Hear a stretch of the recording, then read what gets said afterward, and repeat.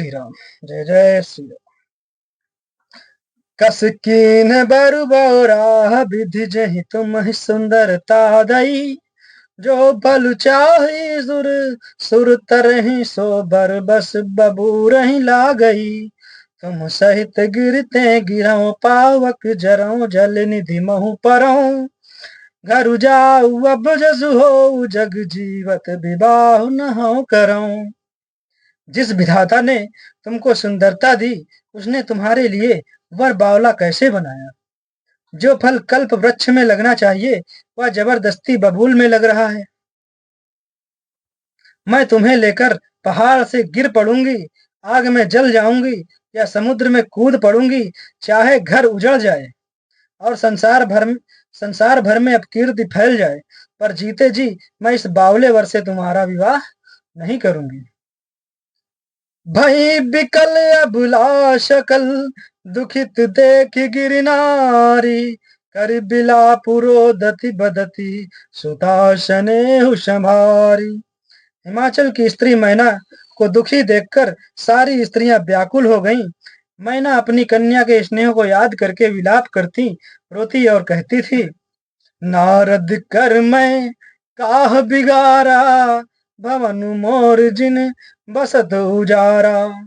अस उपदेश उमहि जिन दीन्हा, बौरे बरहि लागी तपु कीन्हा।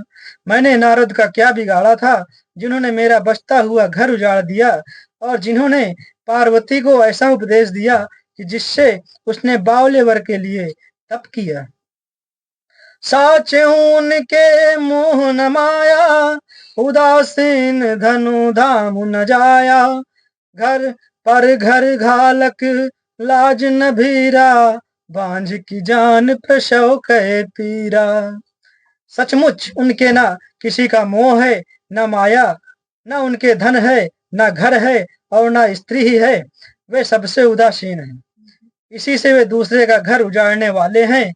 उन्हें ना किसी की लाज है, ना डर है। भला पांच स्त्री प्रसव की पीड़ा वो क्या जाने। जननी बिकल बिलो की भवानी, बोली जुत विवेक मृदुबानी। अस विचार सोचहि मति माता, सो न टरई जो रचई विधाता।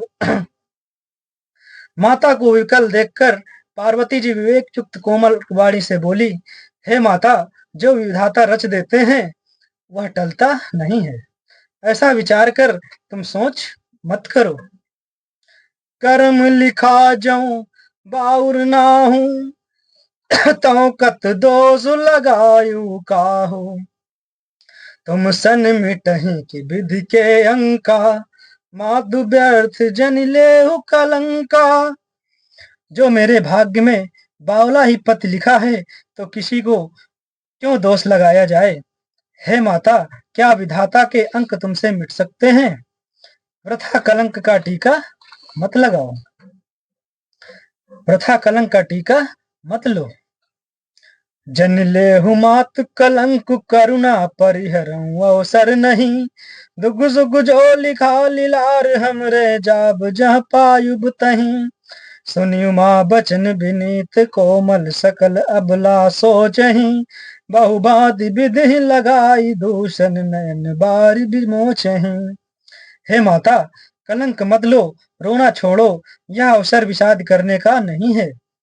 मेरे भाग्य में जो दुख सुख लिखा है मैं जहां जाऊंगी वहीं पाऊंगी। पार्वती जी के ऐसे विनय भरे कोमल वचन सुनकर सारी स्त्रियां सोच करने लगीं और भांति भांति से विधाता को दोष देकर आंखों से आंसू बहाने लगीं। तेहि अवसर नारद सहित अरु ऋषि सप्त समेत, समाचार सुनि तुहिन गिरी गौने तुरत निकेत। इस समाचार को सुनते ही हिमाचल उसी समय नारद जी और सप्त ऋषियों को साथ लेकर अपने घर गए। तब नारद सब ही समुझावा, पूरब कथा प्रसंग सुनावा। मैना सत्य सुनहु मम बानी, जगदम्बा दो सुता भवानी। तब नारद जी ने पूर्व जन्म की कथा सुनाकर सबको समझाया और कहा कि हे मैना, तुम मेरी सच्ची बात सुनो। तुम्हारी यह लड़की साक्षात जगत जननी भवानी है। अजा अनादि शक्ति अविनाशिनी, सदा शंभु अर्धंग निवासिनी, जग संभव पालन लय कारिणी, निज इच्छा लीला बपुधारिणी। ये अजन्मा अनादि और अविनाशिनी शक्ति है, सदा शिव जी के अर्धांग में रहती है। यह जगत की उत्पत्ति, पालन और संहार करने वाली है और अपनी इच्छा से ही लीला शरीर धारण करती है। जन्मी प्रथम दक्ष ग्रह जाई, नाम सती सुंदर तनु पाई, तहु सती शंकर विवाही, कथा प्रसिद्ध सकल जग माही। पहले ये दक्ष के घर जाकर जन्मी थी, तब इनका सती नाम था। बहुत सुंदर शरीर पाया था। वहां भी सती शंकर जी से ही ब्याही गई थी। यह कथा सारे जगत में प्रसिद्ध है। एक बार आवत शिव संगा, देख्यो रघुकुल कमल पतंगा, भयो मोह शिव कहा न कीन्हा, भ्रम बस बेसुसी कर लीना। एक बार इन्होंने शिव जी के साथ आते हुए राह में रघुकुल रूपी कमल के सूर्य श्री रामचंद्र जी को देखा। तब इन्हें मोह हो गया और इन्होंने शिव जी का कहना न मानकर भ्रमवश सीता जी का वेश धारण कर लिया था। सिय बेसु सती जो कीन्हते ही, अपराध शंकर परिहरी, हर बिरह जाई बहोरी पितु के जग जोगा नल जरी, अब जन्म तुम्हरे भवन निज पति लागी, दारुण तपु किया, अस जान संशय तजहु गिरिजा, सर्वदा शंकर प्रिया। सती जी ने सीता का वेश धारण किया, उसी अपराध के कारण शंकर जी ने उनको त्याग दिया था। फिर शिव जी के वियोग में ये अपने पिता के यज्ञ में जाकर वहीं योगा अग्नि से भस्म हो गईं। तब इन्होंने तुम्हारे घर में आकर जन्म लिया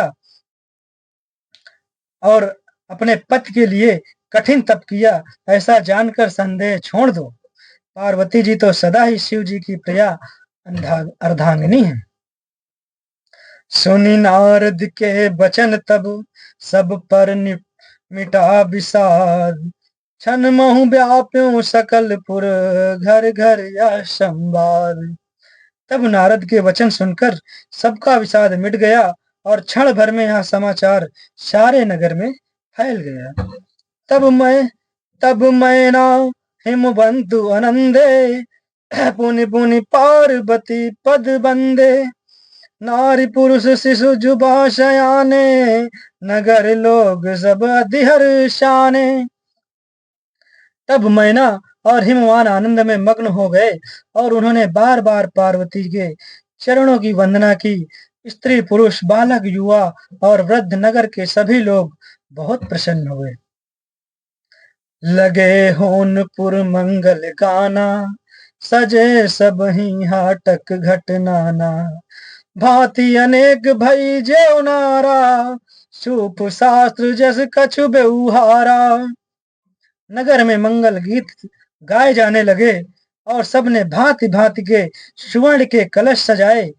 पाक शास्त्र में जैसी रीति है उसके अनुसार अनेक भांत की जेवनार हुई, रसोई बनी। सो जेवनार की जाई बखानी, बसहि भवन जहि मात भवानी, सादर बोले सकल बराती, विष्णु बिरंची देव सब जाति। जिस घर में स्वयं माता भवानी रहती हो, वहां की जेवनार भोजन सामग्री का वर्णन कैसे किया जा सकता है। हिमाचल ने आदर पूर्वक सब बारातियों को विष्णु ब्रह्मा और सब जात के देवताओं को बुलवाया। विविधि पाति बैठी जेवनारा, लागे परुसन निपुण सुआरा, नारी वृंद सुर जेवत जानी, लगी देन गारी मृदुबानी। भोजन करने वालों की बहुत सी पंक्तियां बैठी, चतुर रसोइये परोसने लगे। स्त्रियों की मंडलियां देवताओं को भोजन करते जानकर कोमल वाणी से गालियां देने लगी। जय श्री राम। जय जय श्री